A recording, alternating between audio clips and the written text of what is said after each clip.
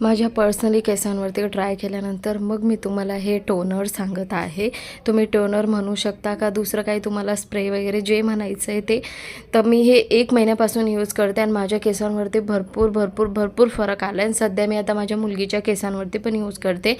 तर मी oil prepare केलं आहे आणि एक टोनर प्रिपेअर केलेला आहे। तर तुम्हाला पटकनशी क्विकली त्याची रेसिपी देऊन देते। मी इथे ना ऑइलमध्ये लौंग राहते ना, लौंगला मस्तपैकी कोकोनट ऑइलमध्ये टाकून दिलं होतं आणि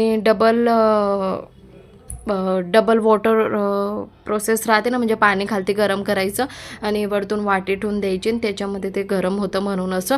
तर ते करायला ठेवून दिलं होतं आणि इथं पाण्यामध्ये ना मी बघू शकता तुम्ही किती तपेली म्हणजे पूर्ण भरलेली तपेली पाण्याची। तर त्याच्यामध्ये मी नीमचे पत्ते, कलोंजी 1 चम्मच मेथी घेतली होती, लौंग घेतले होते 4-5 आणि अद्रकचा थोडासा कुटका टाकून दिलं होतं आणि मस्तपैकी अर्ध होस तर त्याला उकडून घेतलं होतं। मस्तपैकी असे मेथी दाणा एकदम मऊ मऊ होऊन झाला पाहिजे तोपर्यंत।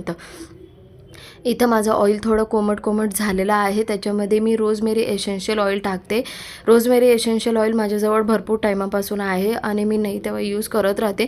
त्याच्याने केस आहे ना हायड्रेट राहतात, म्हणजे एकदम छान राहतात आणि आपली जी स्कॅल्प राहते ना ती एकदम क्लीन राहते। आपल्या केसांना आता थंडीमध्ये भरपूर हे होऊन जातात, केस ड्राय ते एकदम हायड्रेट करतं त्या केसांना ते, म्हणून त्याच्यामध्ये मी 2-3 बूंद टाकत आहे आणि मस्तपैकी असे केसांचे 2 सेक्शन पाडून केसांना लावून घ्यायचं। लावल्यानंतर केसांचा बन मारून घ्यायचा, नाही तर चोटली मारून घ्यायची, तुमची मर्जी।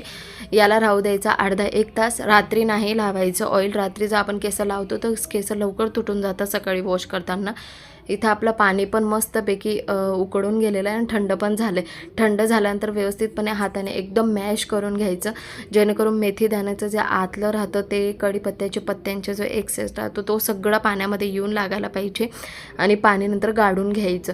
आता मेथी आपल्या केसांना हेअर ग्रोथसाठी भरपूर इम्पॉर्टंट आहे। कलोंजी पण आपले हेअर ग्रोथ आणि काही स्कॅल्प राहतात त्याच्यासाठी, आणि नीमचे पत्ते तर तुम्हाला माहिती आपले केस भरपूर खासतात थंडीमध्ये, तर त्याच्यासाठी खूप छान आहे।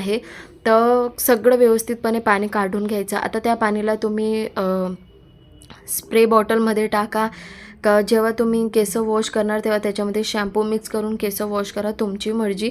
मी केसांना ऑइल करून घेतलेलं तर मी फक्त याच्याने केस धुवून घेणार आहे। याच्यामध्ये शॅम्पूच्या 2 पोड्या टाकून मस्तपैकी केस वॉश करणार आहे आणि हे टोनर मी माझ्या मुलगीसाठी पण यूज करणार आहे।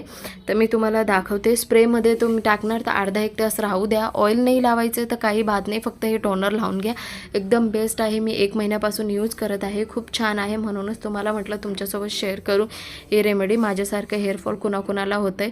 तर बाय बाय फॅमिली।